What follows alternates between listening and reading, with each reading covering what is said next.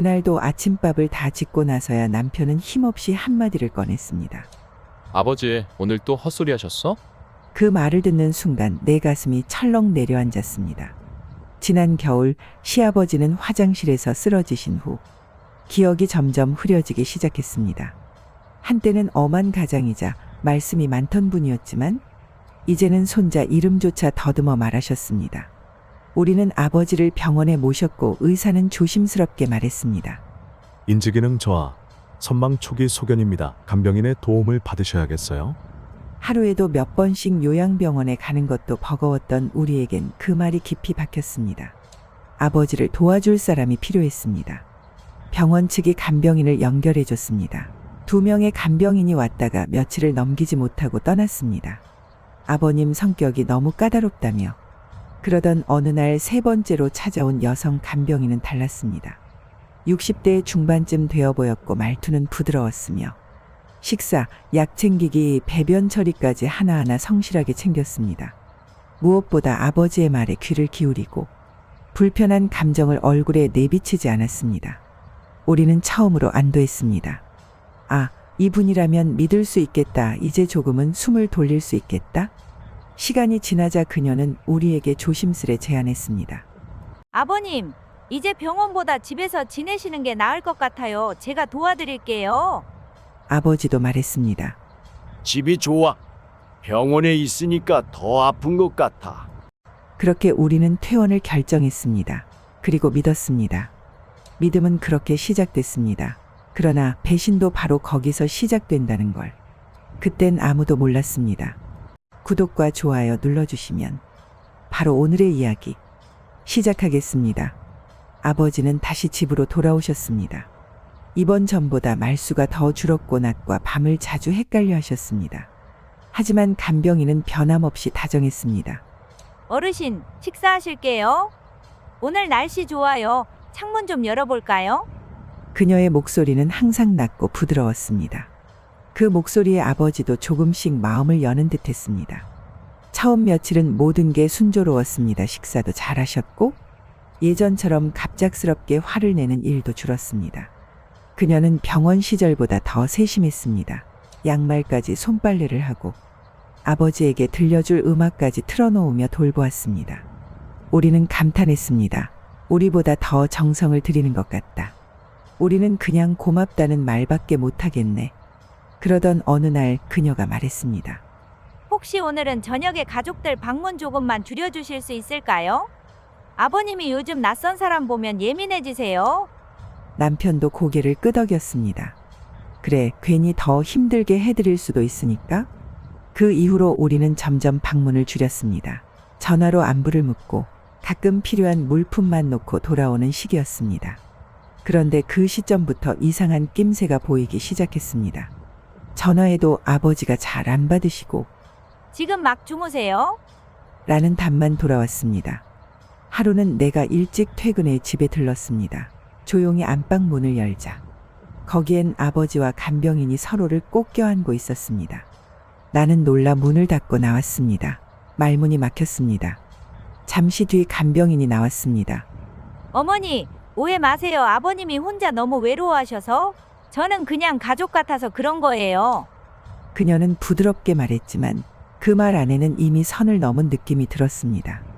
남편과 시누이에게 말했습니다. 시누이는 말없이 고개를 저으며 말했습니다. 이건 아닌 것 같아? 간병인은 그날 저녁 일을 그만두겠다고 말했습니다. 제가 불편하신 것 같아서요. 그리고 그렇게 떠났습니다. 우리는 뒤늦게 아버지와 그녀 사이에 어떤 감정이 생겼다는 걸 조심스럽게 인정하게 됐습니다. 하지만 진짜 문제는 그녀가 떠난 뒤에야 시작됐습니다. 간병인이 떠난 지 한 달쯤 지났을 때였습니다. 평소엔 잘 연락하지 않던 시아버지가 갑자기 전화를 걸어왔습니다. 이야, 혹시 돈 좀 있냐? 근데 아들한텐 말하지 마라. 나는 당황했습니다. 아버지, 무슨 일이세요? 하지만 얼버무리며 전화를 끊었습니다. 불안한 마음에 남편에게 말했습니다. 당신 아버지 이상한 말 하셨어요. 돈 얘기하시면서 몰래 부탁하셨어요. 남편은 바로 아버지 통장 내역을 확인하러 갔고 우리 눈앞에 펼쳐진 건 믿기 어려운 숫자들이었습니다. 통장은 거의 비어 있었고 출금 내역은 매일매일, 때로는 하루에 몇 번씩 빠져나간 흔적이 남아 있었습니다. 우리는 충격에 빠졌습니다. 도대체 이 돈은 어디로 간 거야? 남편은 시아버지를 붙잡고 물었습니다. 아버지, 이 돈 누가 같이 썼어요? 혹시 누구랑 계속 연락하세요? 처음엔 말을 아끼던 아버지가 결국 털어놨습니다. 그 사람, 그 간병인 그 사람이 나보고 같이 살자고 했어. 그래서 가끔 만나고 뭐 좀 해줬지. 남편의 얼굴이 일그러졌습니다. 아버지, 그게 그냥 만난 게 아니에요. 아버지 돈 다 빠져나갔어요. 우리는 통신요금, 인터넷 요금 내역까지 확인했습니다. 모두 아버지 명의로 되어 있었고 그 사용자는 간병인의 이름이었습니다.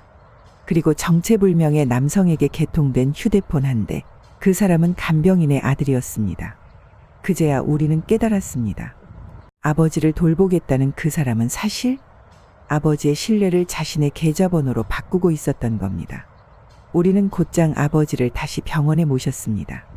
정신건강의학과, 신경과를 돌며 검사를 받았고 의사는 말했습니다.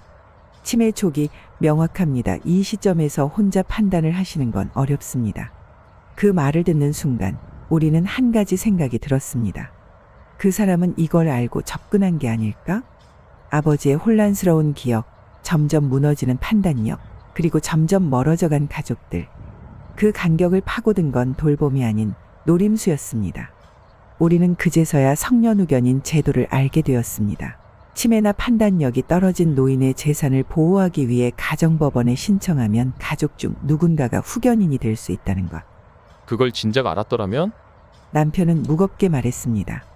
우리는 서둘러 서류를 준비했습니다. 병원 소견서, 통장 내역, 보험 기록, 아버지의 진단서까지. 그러나 이미 빠져나간 돈은 그 누구도 되돌릴 수 없었습니다. 그녀는 연락이 닿지 않았습니다. 그녀의 아들이라는 사람은 전화로 말했습니다. 저희 어머니가 명의를 도용하신 건 죄송한데 통신요금은 아직 안 갚으셨어요. 다른 건 잘 모르겠습니다. 모르세였습니다. 우리에게 남은 건 지워지지 않는 통장 기록과 무너진 어른의 존엄이었습니다. 돈도 잃고 신뢰도 잃고 그리고 가장 괴로운 건 아버지가 여전히 그녀를 기다리고 있다는 사실이었습니다. 그 사람은 참 따뜻했어. 내가 다시 나오면 함께 살면 좋겠지. 우리는 아무 말도 할 수 없었습니다. 말해도 설명해도 이해할 수 없는 기억 속에 갇혀있는 아버지에게 우리가 줄 수 있는 건 다시 같은 일이 생기지 않게 막는 것뿐이었습니다. 우리는 결국 변호사를 찾았습니다. 아버지가 치매라는 진단을 받았고 그 상황에서 재산이 빠져나간 흔적이 분명한데 법적으로 어떻게 해야 하나요? 변호사는 말했습니다. 지금 가장 먼저 해야 할 일은 성년후견인을 지정받는 것입니다. 성년후견인, 우리는 그 단어조차 몰랐습니다. 가족 중 누군가가 법원에 신청해 치매나 판단 능력이 떨어진 어른의 법적 결정을 대신할 수 있는 사람. 아들이어도 며느리여도 누구든 가능하다고 했습니다. 그런데 후견인으로 지정받는데도 시간이 걸립니다. 법원에서 검토하고 판단받고 그 후에야 효력이 생기죠. 그 말에 남편은 말없이 한숨을 쉬었습니다. 그럼 그동안 빠져나간 돈은요? 명확한 증거가 있다면 횡령 혹은 준사기로 고발할 수 있습니다. 하지만 피해액 입증이 중요합니다. 우리는 다시 증거를 모으기 시작했습니다. 출금 내역, 간병인의 휴대폰, 인터넷 계약서, 그녀 아들의 명의로 되어 있던 휴대폰까지. 그 하나하나가 아버지의 이름으로 되어 있었습니다. 통신사에 전화를 걸고 은행의 기록을 요청하고 가족 간의 진술서를 모았습니다. 그리고 서류 뭉치를 들고 법원에 갔습니다. 문을 두드리는 손끝이 떨렸습니다.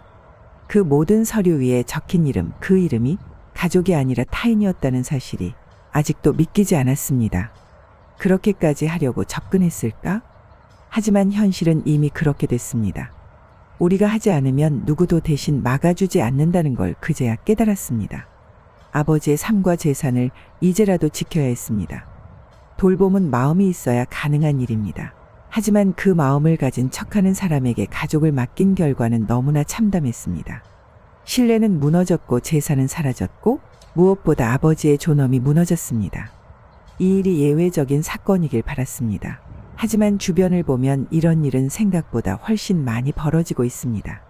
경제적 취약, 정신적 취약, 그리고 가족의 부재 그 틈을 파고드는 사람들은 언제나 존재합니다. 우리가 해야 할 일은 더 많은 어르신이 이런 피해를 겪지 않도록 사회 전체가 돌봄을 감시하고 책임을 나누는 일입니다. 가족이 전부를 감당하지 못할 수 있습니다. 하지만 그 틈을 시스템이 막아야 합니다. 성년후견 제도, 노인 보호 서비스, 정기적인 방문 상담, 이 모든 제도가 작동할 수 있도록 우리의 관심이 필요합니다. 오늘 이 이야기는 단지 한 가족의 분노가 아닙니다. 노년을 재산이 아닌 인격으로 지켜내야 한다는 우리 모두의 다짐입니다. 오늘도 어르신 한 분 한 분의 존엄이 지켜질 수 있도록 이야기를 전합니다. 이 영상이 마음에 닿았다면 구독과 좋아요로 함께 해주세요. 그리고 혹시 비슷한 일을 겪은 적이 있다면 댓글로 여러분의 이야기를 나눠주세요. 당신의 경험이 누군가에겐 가장 큰 보호막이 될 수 있습니다. 여기까지 시청해주신 여러분 깊은 감사드립니다.